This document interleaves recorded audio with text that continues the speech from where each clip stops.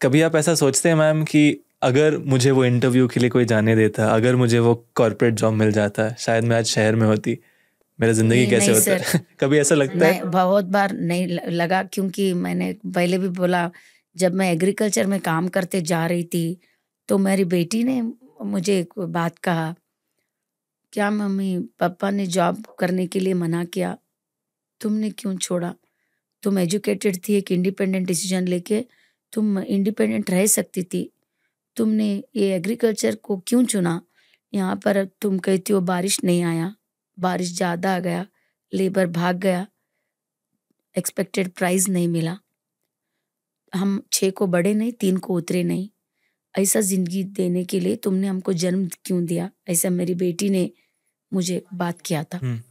उसका वो जो बात है ना, मुझे सोने नहीं दिया, खाने नहीं दिया।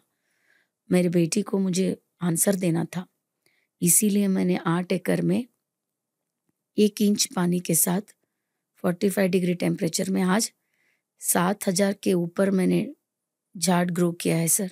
और उसके साथ मैंने कहा देसी गाय मैंने पालन किया है, गीर, ओंगोल, देवनी, इसका गोमूत्र कलेक्ट करके उसके साथ जीवामृत, पंचगव्य, दशपर्णी, सप्तधान्य का प्रयोग करके वही ज़मीन को डाल करके ऑर्गेनिक फार्मिंग में बहुत अच्छी खेती मैं कर रही हूँ।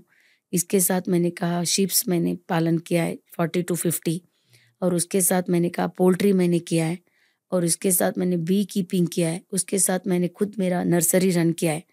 मेरा जो नर्सरी है, जो सैंडलवुड में बनाती हूँ सीडलिंग्स, वो कर्नाटक में नहीं, भारत के हर एक राज्य को मैं दे चुकी हूँ।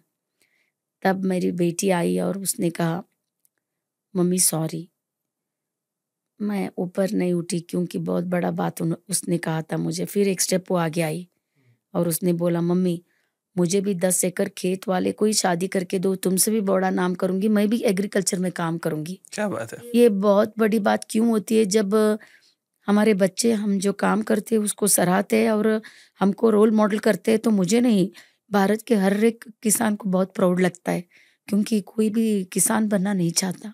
करेक्ट। जब हमारे बच्चे हमको रोल मॉडल करके उसके अंदर वो कुछ नया करने का सोचते हैं, of course it is more than 10 national awards. हमारे बच्चों को हमको ये फील्ड में लाना है, बिल्कुल। उनको हमारे काम का बारे में जो सराह रहे हैं उसको आगे बढ़ाना है। वो इसीलिए मैं अभी भी वही बोल रही हूँ, you youngsters are my vision. आपके लिए मैं काम कर रही हूँ, आपको आना है वापस, बिल्कुल। क्योंकि आप जहाँ काम कर रहे हो आपका कर्म भूमि होगा, मगर आपके जन्मभूमि के प्रति आपका बहुत बड़ा योगदान करना बहुत बाकी है। It is your responsibility because that Motherland is calling you back for organic farming. आपको आगे बढ़ना है, आपको करना है, बिकॉज हम लोग सब खरीद सकते हैं।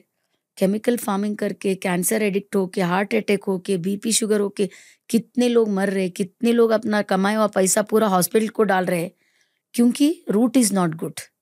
आपका रूट जो है आपका खाना है, वो आपको सुधारना है, वो आपको करना है। It is possible only with youngsters of India.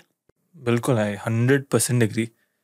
मेरे भी जब मैं वापस बिजनेस में आया था, मेरे फादर बोले कि मेरी एल्डर सिस्टर है एक, तो वो अलग डिज़ाइन लाइन में है, डिज़ाइन, फैशन, क्रिएटिव है वो बहुत, तो वो बिज़नेस में आई नहीं। तब जब मेरा बारी आया तो पापा बोले अगर आप नहीं लोगे तो कौन लेगा, आगे कौन है?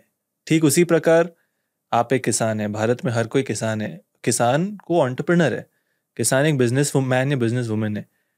कल को वो बुजुर्ग हो गया, फिर उसका खेत कौन चलाएगा? लीज पे दे देगा या बेच देगा। उसी प्रकार जो यंगस्टर्स हैं उनको फार्मिंग में वापस आना ही होगा, वरना ये खेती का जनरेशन धीरे धीरे खत्म हो जाएगा। एक और स्टडी जो बताया था कि आज के डेट में हमारे किसान का एवरेज एज है 51 ईयर्स ओल्ड, और जो यंगस्टर्स हैं 20 to 30 के बीच में बहुत ही छोटा पॉपुलेशन है जो एग्रीकल्चर में काम भी कर रहा है। तो मैं उम्मीद करता हूँ कि इस पॉडकास्ट से जनरली ये चैनल देख के ज़्यादातर यंगस्टर्स आगे बढ़ें खेती में। We have to move along with the nature, we should not go against the nature. ये हमको ध्यान में रखना है। ऐसे करते जाएंगे तो ऑटोमेटिकली हमारा जो पुरातन सनातन भारत है वो फिर वापस से आएगा। वो माइंडसेट अभी यंगस्टर्स में लाना बहुत ज़रूरी है। इसके लिए मेजर टूल जो है पेशेंस। बिल्कुल, पेशेंस चाहिए, क्योंकि एग्रीकल्चर इंस्टेंट कॉफ़ी नहीं है, वो एक तपस है। वो फल उतना जल्दी नहीं मिलता मगर मिलता है, उसके लिए पेशेंस चाहिए।